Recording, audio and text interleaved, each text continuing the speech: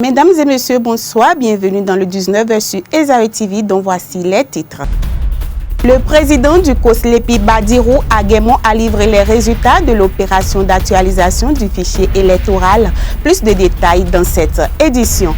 Un nouveau site de 9 hectares est octroyé aux déplacés des domaines publics du marché d'Antokba et de Misebo. Le constat dans quelques instants. Et puis le SINACAB a tenu son premier congrès ordinaire ce lundi à la Bourse de Travail.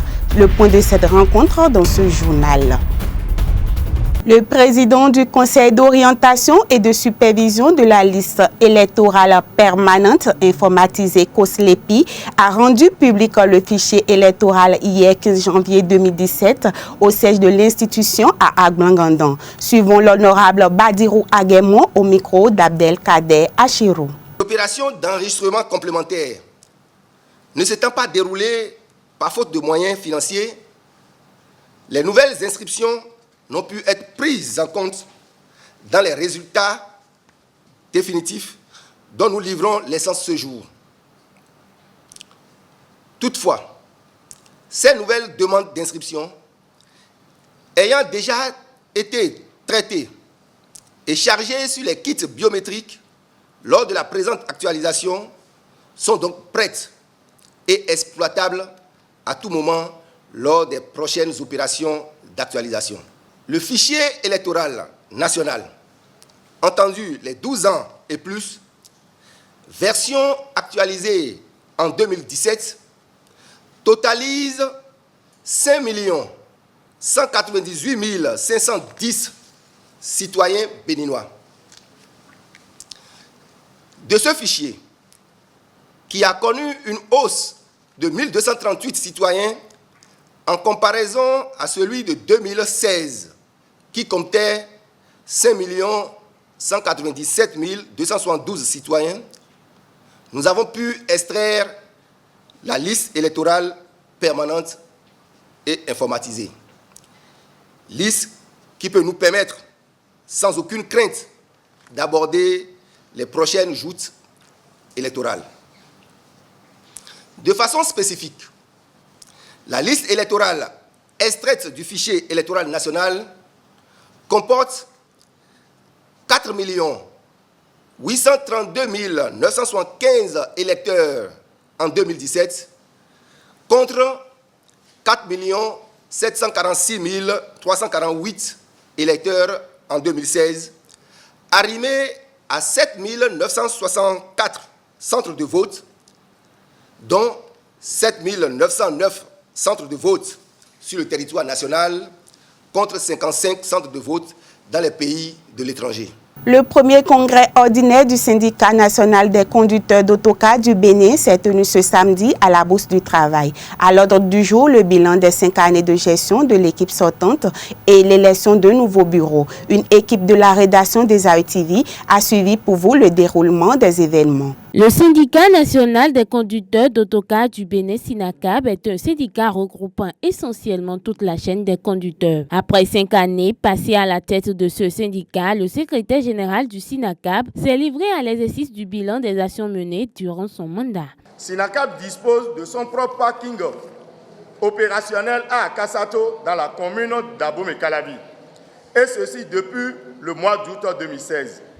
Je félicite spécialement le bureau sectoriel de Calavi et le bureau national pour ce travail accompli. L'accord de tous est sollicité à présent pour sa modernisation progressive. En matière de formation, j'invite tout un chacun de vous à ovationner nos 2 plus grands partenaires ici présents. Je veux nommer la COSI Bénin et le CNSR. Grâce à eux, nous n'avons pas chômé sur ce plan. Vous pouvez tous le témoigner. Nous osons croire, sans l'ombre d'aucun doute, que ces 2 structures continueront sur cette bonne lancée, afin de nous renforcer davantage, tant que sur la lutte syndicale, la gestion des syndiqués, les thèmes d'intérêt général, développement personnel, les préventions des maladies, les comportements en entreprise, etc.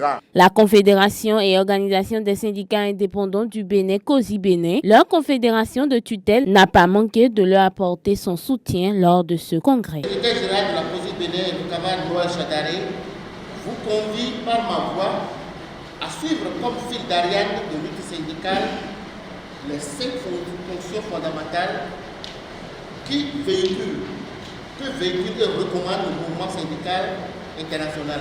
Le syndicat national des conducteurs d'autocars du Bénin peut compter sur la COSI Bénin au plan technique, moral et managérial pour trouver les voies et moyens pour relever le nombreux défis qui l'attendent.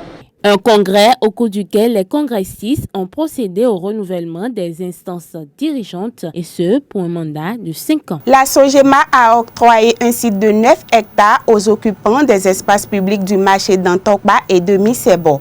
À cet effet, une équipe de la rédaction des AE TV s'est rendue sur le dit domaine situé à PK3 à Akbakba pour constater l'ambiance qui s'y règne. Le reportage est signé Abdelkader Achirou.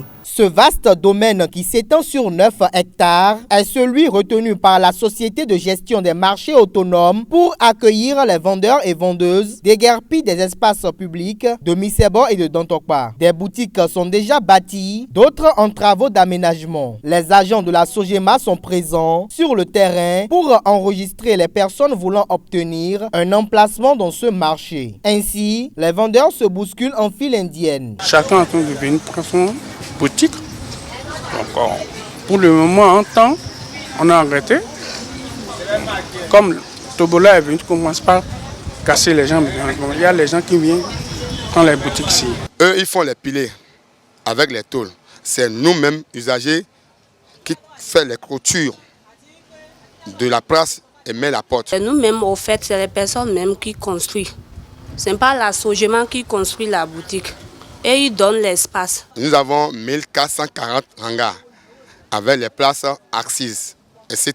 Les places assises sont jusqu'à plus de 2000 quoi. Le domaine paraît encore en chantier car on peut constater des coups de roue qui s'attellent à désherber les mauvaises plantes. Un petit marché s'y anime timidement. Certains commerçants affirment qu'ils y sont depuis 3 ans. Pour eux, cet emplacement regorge assez de place et doit être un marché très animé car il devrait abriter les vendeurs du marché de Misebo que le gouvernement défunt avait prévu déguerpir. Mais le paradoxe demeure.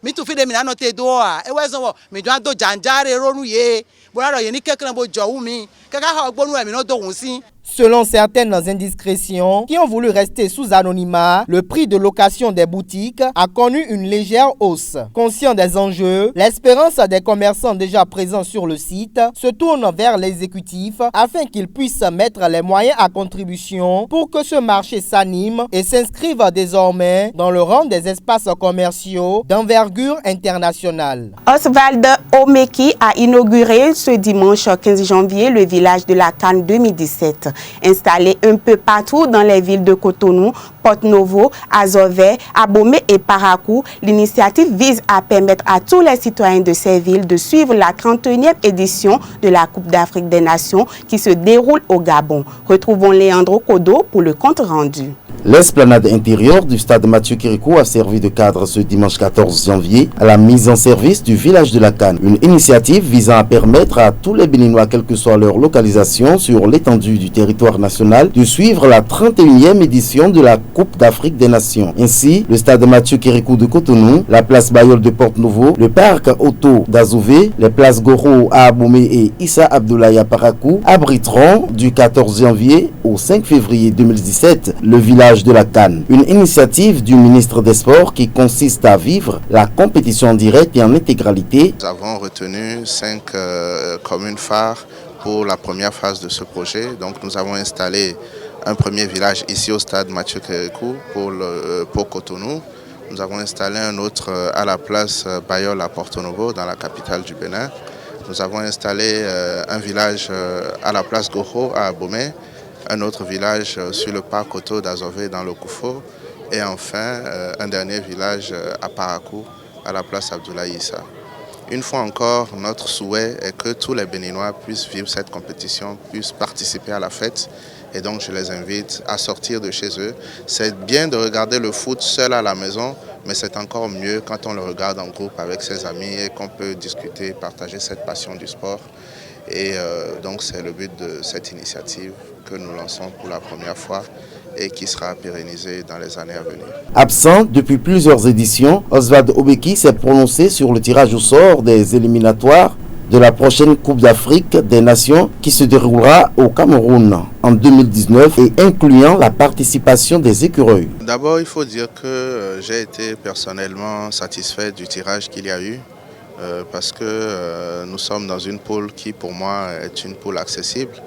Nous avons en ce moment une très bonne équipe senior et je crois que jouer le Togo, la Gambie et l'Algérie en match aller-retour pour les écureuils du Bénin, ce sera jouable. Le secret dans une qualification pour la Coupe d'Afrique, c'est gagner tous les matchs à domicile et essayer de faire des résultats à l'étranger. Mon souhait est que nous puissions gagner tous nos 3 matchs à domicile et que nous puissions gagner au moins un match à l'étranger, faire match nul et ça suffira pour que le Bénin se qualifie. Je veux dire une fois encore que le problème du football béninois, ce n'est pas les talents qui manquent. C'est l'organisation autour, c'est toutes les bagarres, tous les conflits autour. Et je suis heureux que la crise soit désormais conjuguée au passé. Si les acteurs sont unis, s'ils continuent de rester dans le même état d'esprit que nous avons constaté au moment où nous avons réussi à réconcilier ces acteurs-là, au moment où nous avons signé le protocole d'accord, je crois que le Bénin fera des merveilles. Le peuple le souhaite, le gouvernement le souhaite et nous jouerons pleinement notre partition pour que notre pays puisse être à la prochaine Coupe d'Afrique des Nations. Le public qui s'est massivement déplacé a été tenu en haleine pendant toute la soirée. Il est loisible d'apprécier la joie de tous ces férus du football qui pourront se délecter durant une période de 3 semaines des meilleurs moments de cette 31e édition de la Coupe d'Afrique des Nations. À présent, les informations hors de nos frontières avec Tatiana Kpadé. Au Mali, les participants au sommet Afrique-France et Compte Sommet font déjà le bilan issu des 2 jours du sommet. Il y en a 2 en préambule du rendez-vous officiel, le Forum de la jeunesse et le Forum des peuples regroupant des organisations altermondialistes. Le Forum des peuples s'est conclu sur une déclaration commune soulignant une quinzaine de problématiques telles que les accords de partenariat Union européenne. Elles doivent donc progressivement développer le libre-échange entre les 2 régions. Pour les altermondialistes africains, cela s'exprime par la baisse des revenus douaniers pour le continent, mais aussi une concurrence déloyale entre 2 économies si différentes. En Ouganda, le procès de Dominic Ongwen, l'un des commandants de la sanguinaire LRA, l'armée de résistance du Seigneur, reprend ce lundi à La Haye. Membre du top 5 de la LRA, Dominic Ongwen doit répondre de 70 chefs d'inculpation devant la justice internationale dont des crimes de guerre et crimes contre l'humanité. Ce procès est particulièrement attendu par des milliers de victimes car c'est le premier à se pencher sur les crimes commis par la LRA depuis près de 30 ans. Au cours de cette première session, l'accusation va donc se concentrer sur des communications radio interceptées par l'armée ougandaise et dans lesquelles Dominic Ongwen aurait donné des ordres. L'enjeu est de démontrer que Dominic Ongwen a lui-même ordonné et exécuté des meurtres, des pillages et des viols lors des 4 attaques de camps de déplacés dont il est accusé entre juillet 2002 et décembre 2005. Après un débat très police en France, les 7 candidats à la primaire initiée par le PS se sont affrontés avec vivacité ce dimanche. Si lors du premier débat, les candidats se sont concentrés de s'écouter les uns les autres, ils ont cette fois-ci haussé le ton, ciblant particulièrement Manuel Valls, notamment sur le sujet de l'accueil des réfugiés. Un nouveau règlement au Parlement européen destiné à accroître la transparence et l'efficacité de l'institution doit entrer en vigueur dès ce jour. Ce règlement interdit aux eurodéputés d'exercer une activité rémunérée de lobbyistes et ils devront également déposer des déclarations d'intérêt plus détaillées qui feront l'objet de vérifications tout au long de la mandature. Mesdames et messieurs, c'est la fin de cette édition. Merci de rester fidèles à Esaü TV pour vous informer.